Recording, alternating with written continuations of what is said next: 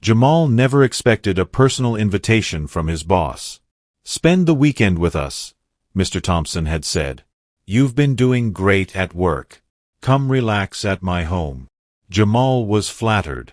A black man in corporate America rarely got this level of recognition. He packed light, called his sister to brag a little, then drove across town to the Thompsons' gated neighborhood. When he arrived, Mrs. Thompson opened the door herself. Tall, beautiful, well-dressed, smiling too warmly. "Jamal," she said softly, "I've heard so much about you. Welcome to our home." Jamal felt something strange in that welcome, but he pushed the thought aside. Inside, the house was spotless. Modern furniture, soft jazz, family portraits. But the atmosphere felt tense. Mr. Thompson, his boss, came down the stairs. "Relax, man," he laughed. "Your family here this weekend." Mrs. Thompson placed her hand lightly on Jamal's shoulder as she passed him a drink. "Too lightly, too long. Make yourself comfortable," she whispered. Jamal swallowed hard. Something wasn't right. At dinner, Mr. Thompson talked about business, politics, and the stress of leadership. Mrs. Thompson kept watching Jamal instead of eating.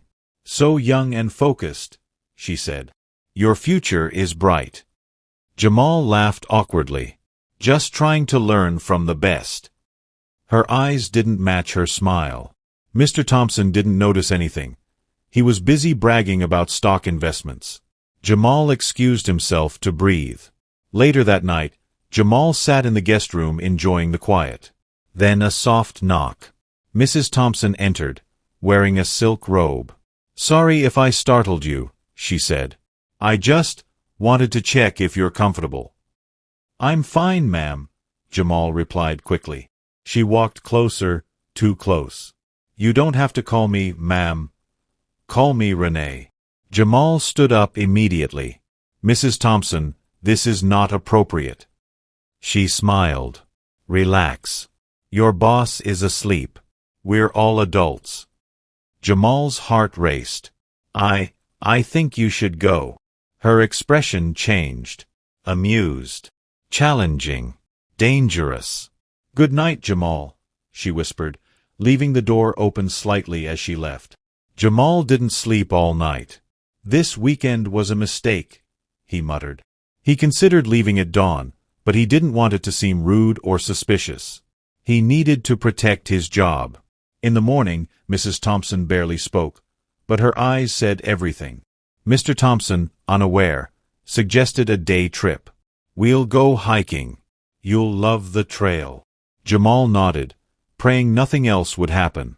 When the men left to get hiking gear from the garage, Mrs. Thompson followed Jamal to the kitchen. "Why are you avoiding me?" she asked. "I'm not," Jamal lied. "I'm just trying to respect your marriage."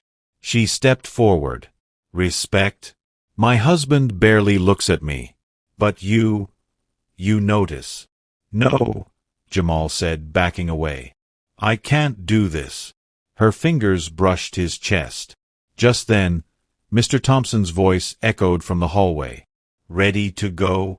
Jamal jumped away like he'd been burned. Mrs. Thompson smirked. After hiking, Mr. Thompson received a call from work.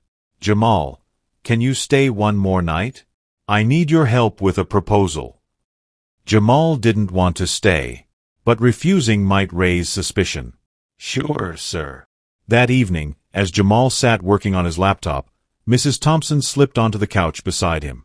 "You know," she whispered, "if you ever tell my husband anything, he won't believe you." Jamal froze. "Why are you doing this?" he whispered. She smiled slowly. "Because you're different. And because I can." Jamal locked his guest room door that night. He heard footsteps outside around midnight, but didn't open the door. In the morning, Mr. Thompson knocked. "Ready for breakfast?" Renee made pancakes. Jamal felt sick. "Actually, I think I should head home early." "Oh, everything okay?" "Yes, sir. Family emergency." Mr. Thompson frowned but nodded. "All right, man. Stay safe." Mrs. Thompson stood behind him, arms folded, staring at Jamal like she owned him. Jamal grabbed his bag and practically ran to his car. Mrs. Thompson followed him outside. "You really won't say anything, right?" she asked. Jamal didn't answer. She leaned in and whispered, "Careful, Jamal. Men like my husband protect their reputation. And he trusts me more than you." He got into his car without looking back. Monday morning. Jamal entered the office, hoping everything would be normal. But when he reached his desk, co-workers were whispering. Mr. Thompson's door opened.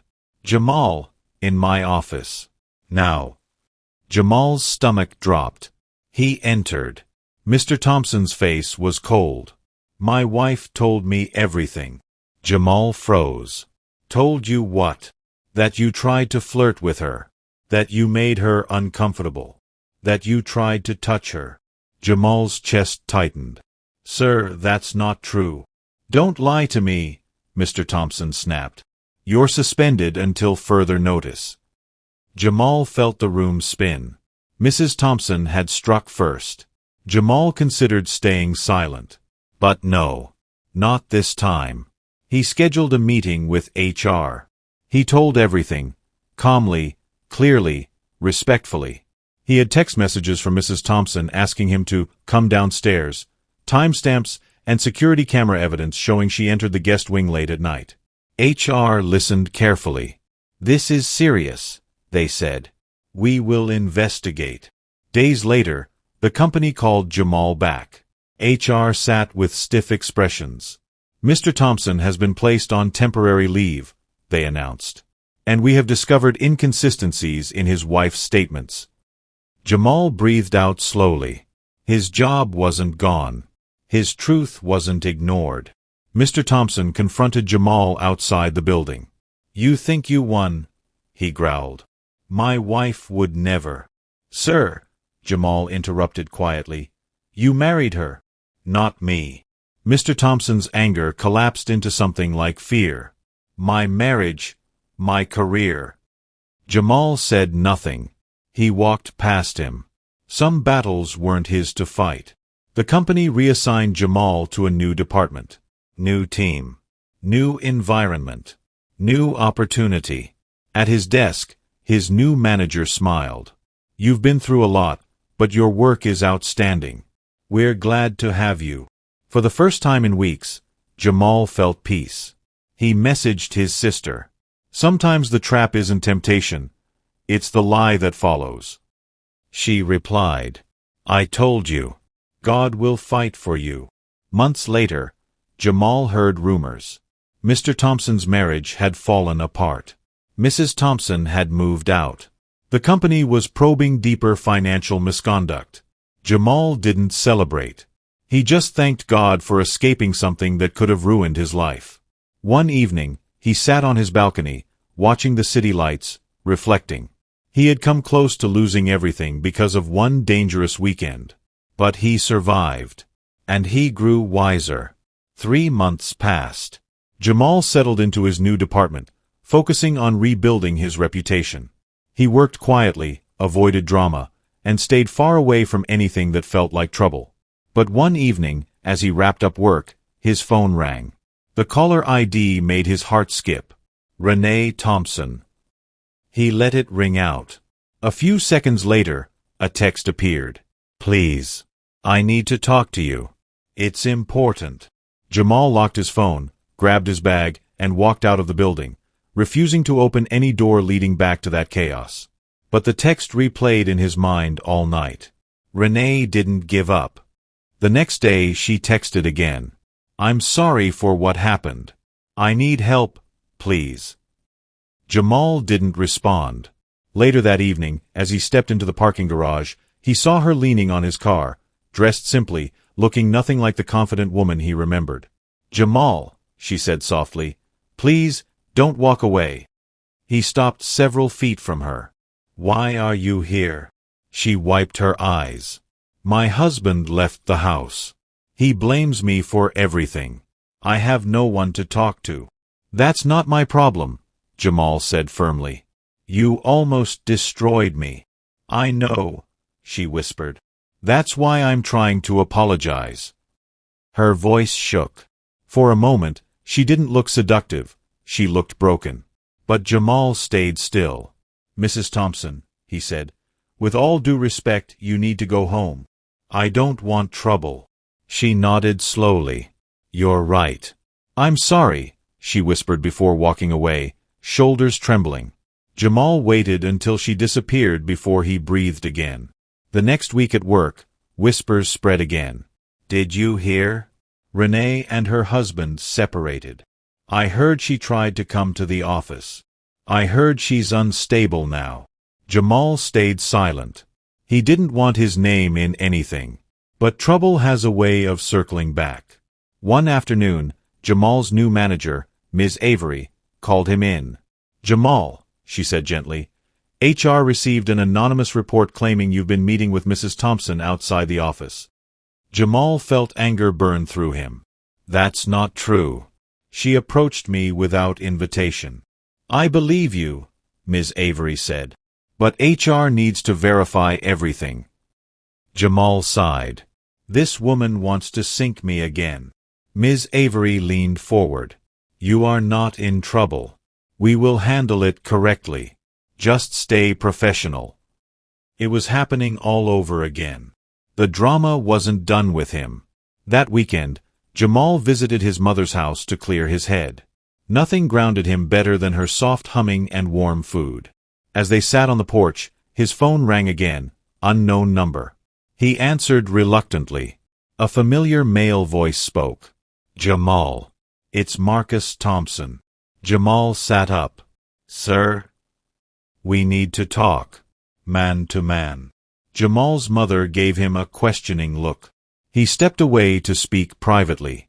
Sir, with all respect, I don't want any problems. I know what my wife did, Marcus said sharply. I know she lied. I know she tried to manipulate you. Jamal froze. I'm calling because she's spiraling, Marcus continued. She blames you for everything. She's telling people you destroyed her life. Jamal rubbed his forehead. Sir, I want nothing to do with this. I understand, Marcus said. But listen, if she tries to drag your name into anything else, call me. I'll step in. Jamal hesitated. Why are you helping me? Marcus's voice softened. Because you were the only innocent one in all this. For the first time, Jamal heard sincerity in his voice. Take care of yourself, son. The call ended. Jamal looked at the sky and breathed deeply. Maybe this nightmare was finally ending. 2 more months passed. HR confirmed everything. Jamal was cleared. Renee was banned from entering the company building. Marcus filed for divorce quietly, avoiding media attention. For the first time in a long while, Jamal felt truly free. One Friday evening, as he packed up, Ms. Avery approached him. You've handled this whole situation with strength and dignity, she said. Leadership is watching. Keep it up. Jamal smiled, a real one. He drove home with music playing, windows down, wind brushing his face. That weekend, he sat on his balcony again, sipping cold juice, remembering everything. The seduction, the accusations, the threats, the lies, the investigations, the fear, the freedom. He whispered to himself. I survived, because I didn't let temptation take my destiny. His phone buzzed. A message from his sister. God didn't just protect you. He promoted you. Jamal smiled. He wasn't the same man who visited his boss that weekend. He was wiser, stronger, calmer, and most importantly, he was finally at peace.